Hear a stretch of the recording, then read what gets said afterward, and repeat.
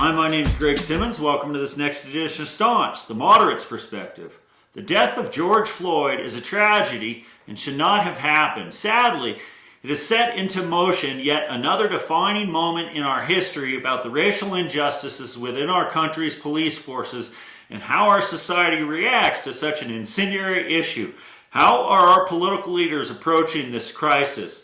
The Washington Post shared an interesting analysis this week on which we tend to agree. Both liberals and conservatives seem to agree that George Floyd should not have died and that the subsequent violence and looting born from peaceful protesting cannot be tolerated. But the way in which each party has decided to address the crisis is markedly different.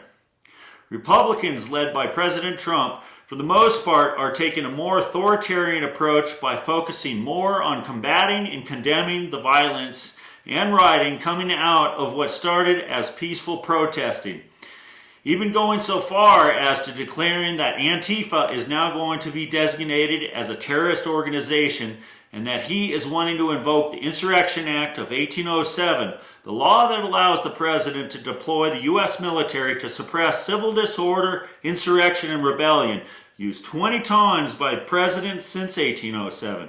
In 2020, it is evidently a very polarizing issue. Democrats, on the other hand, are much more focused on the crux of the protest itself, the racial injustices continually exhibited by our police forces.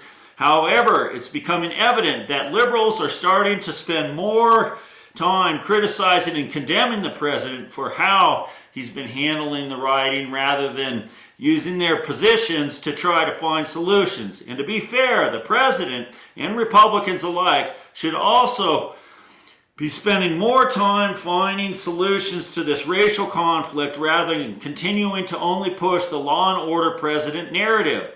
It will be interesting to see where voters end up when this all subsides. If it subsides, will the violence and rioting sway more swing voters to vote Republican because they had enough and fear for their lives and livelihoods, or will they be swayed to vote Democrat because such an authoritarian stance is too much of an affront to the racial injustices that all minority communities continue to face in our country?